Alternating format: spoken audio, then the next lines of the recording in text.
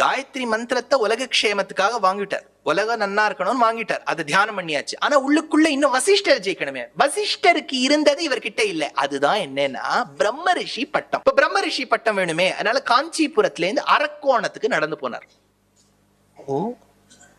அதுக்கு போற வழியில பகுதா அப்படின்னு ஒரு நதி, அந்த நதி தீரத்துல ஒரு மலை, அந்த மலை ரொம்ப பெருமை வாய்ந்த மலை.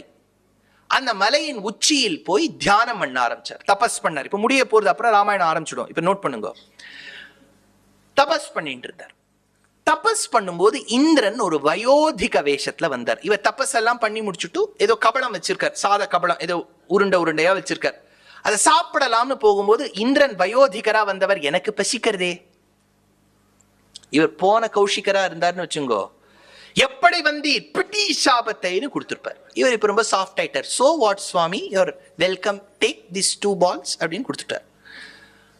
அந்த வந்தவர் சாப்பிட்டு என்ன சொன்னார், இப்போ உங்ககிட்ட கோபம் போயிடுத்து, ரம்பாவை ஜெயிச்சு காமத்தை ஜெயிச்சுட்ட, இப்ப கோபம் போயிடுத்து அப்படின்னு ஆசீர்வாதம். இவர் அந்த வயோதிகர் போன உடனே பிரம்மா பிரத்யக்ஷமானார்.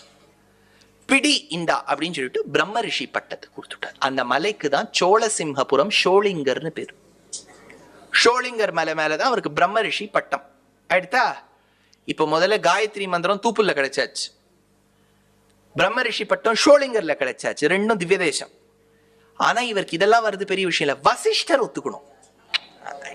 வசிஷ்டர் ஒத்துக்கணுமே. வசிஷ்டர் வந்து வெல்கம் டு அவர் அசோசியேஷன், பிரம்ம ரிஷி அசோசியேஷன், ஏதாவது அவருக்கு ஒரு மெம்பர்ஷிப் கொடுக்கணும். இப்ப வசிஷ்டர் எங்கேன்னு தேடி பார்த்தா அவருடைய ஜிபிஎஸ் வந்து சோழ தேசத்துல காமிக்கிறது. இவர் இங்கேருந்து தொண்டை மண்டலத்திலேருந்து கிளம்பி போனார். இந்த ஊர் ரொம்ப பிரசித்தம், ஒரு காலகட்டத்தில் சோழர்களுக்கு தலைநகரியாக இருந்த ஊர்.